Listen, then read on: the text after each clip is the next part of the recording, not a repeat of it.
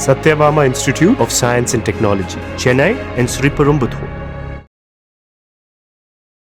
திருப்பதி ஏழுமலையான் கோவிலில் தனியார் உணவகங்களில் சைனீஸ் போன்ற துரித உணவுகளை தவிர்த்து சம்பிரதாய உணவுகளே தயார் செய்ய வேண்டும் என தேவஸ்தானம் உத்தரவிட்டுள்ளது. இது தொடர்பான ஆலோசனைக் கூட்டத்தில் பங்கேற்ற தனியார் உணவக உரிமையாளர்கள் படிப்படியாக சைனீஸ் உணவு வகைகளை குறைத்துக் கொள்வதாக தெரிவித்துள்ளதாக தகவல் வெளியாகியுள்ளது. అందరికీ నమస్కారం. ఈరోజు తిరుమలలో ఆస్థాన మండపంలో ఇక్కడ ఉన్న అన్ని షాప్ కీపర్స్ని, ఓనర్స్ని, లైసెన్స్ హోల్డర్స్ అందరిని కూడా పిలిచి మీటింగ్ చేయడం జరిగింది. మీటింగ్ యొక్క ఉద్దేశం కూడా క్లియర్గా, క్లుప్తంగా అందరికి కూడా ఎక్స్ప్లెయిన్ చేయడం జరిగింది. దీంట్లో ప్రధానంగా ఏంటంటే తిరుమల అనేది చాలా పవిత్రమైన కొండ, పవిత్రమైన ప్లేసు.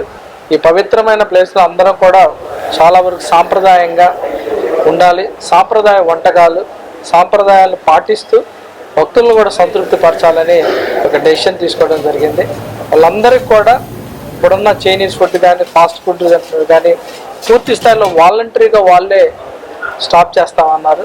దాని ప్లేస్లో సాంప్రదాయ వంటకాలు, సాంప్రదాయ పద్ధతులను పాటిస్తూ సర్వ్ చేస్తూ అన్నీ కూడా సేఫ్టీ మెజర్స్ ఎలా తీసుకోవాలి అవన్నీ కూడా డిస్కస్ చేయడం జరిగింది.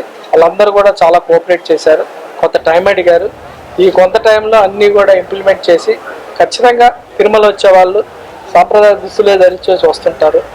అలానే దర్శనం చేసుకున్న తర్వాత వాళ్ళు ఎక్కడికైనా వెళ్ళి బ్రేక్ఫాస్ట్, లంచ్ కానీ, డిన్నర్ కానీ మెజారిటీ పీపుల్ ఎంటీవీఏసీ తీసుకున్నా కానీ ఏదో ఒక సందర్భంలో బయటకు కూడా వెళ్ళి తింటూ ఉంటారు.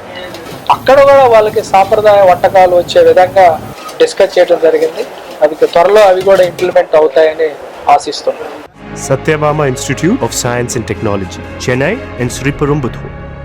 பிளே ஸ்டோர் மற்றும் ஆப் ஸ்டோரில் இருந்து பாலிமர் செயலியை QR கோடு மூலம் பதிவிறக்கம் செய்யுங்கள். செய்திகளை உடனுக்குடன் பெறுங்கள்.